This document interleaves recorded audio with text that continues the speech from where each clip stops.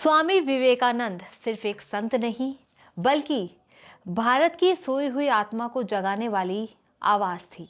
12 जनवरी 1863 कोलकाता में उनका जन्म हुआ। एक ऐसा युवक जो सवाल करता था, तर्क भी करता था और अंधविश्वास को खुली चुनौती देता था। शिकागो से गूंजती भारत की वो आवाज 1893 में शिकागो का वो ऐतिहासिक मंच जब विवेकानंद ने कहा sisters and brothers of America, तो पूरी दुनिया खड़ी हो गई।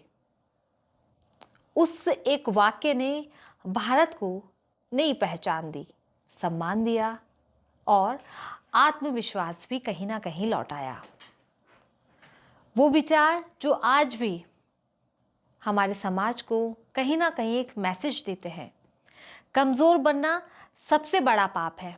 उन्होंने युवाओं को डर नहीं दिया बल्कि आत्मबल दिया और कहीं ना कहीं यही वजह है कि आज उनकी जयंती के दिन आज हम उनके बारे में बात कर रहे हैं और काफ़ी कुछ जानेंगे हम आज इस दिन पर, उनकी जयंती पर स्वामी विवेकानंद जी के बारे में हमारी इस खास रिपोर्ट में।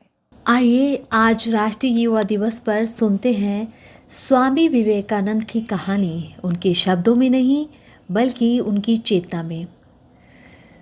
स्वामी विवेकानंद सिर्फ अपने समय के संत नहीं थे, वो हर उस दौर के मार्गदर्शक हैं जब समाज भटकने लगता है और युवा सवाल करने लगते हैं, जब आत्मविश्वास की कमी होती है, जब मूल्य कमज़ोर पड़ने लगता है और ज़्यादा ज़रूरी हो जाते हैं स्वामी विवेकानंद, क्योंकि वो कहते थे देश का भविष्य भाषणों से नहीं चलता, जागृत युवाओं से बनता है।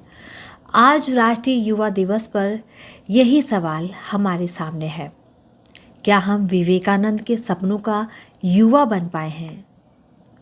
स्वामी विवेकानंद एक ऐसे समय में पैदा हुए जब भारत खुद पर भरोसा खो रहा था। गुलामी सिर्फ ज़मीन की ही नहीं थी, सोच की भी थी।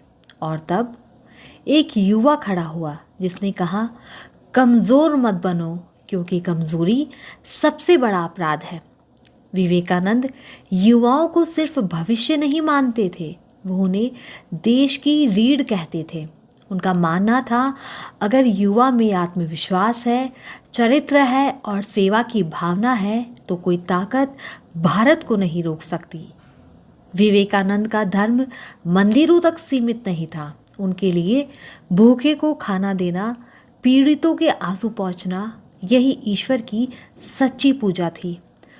वो कहते थे मानव सेवा ही सबसे बड़ा धर्म है। विवेकानंद नारी को कमज़ोर नहीं मानते थे। वो साफ कहते थे जिस समाज में महिलाओं का सम्मान नहीं होता वो समाज कभी भी महान नहीं बन सकता।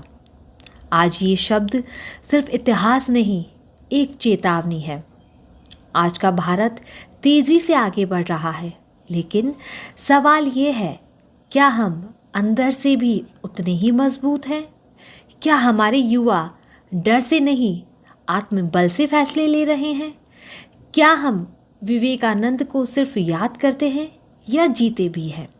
स्वामी विवेकानंद आज भी हमसे कुछ नहीं मांगते, ना पूजा ना ही जयकारा। वो सिर्फ यही चाहते थे, एक जागृत युवा, एक साहसी समाज और एक आत्मनिर्भर भारत।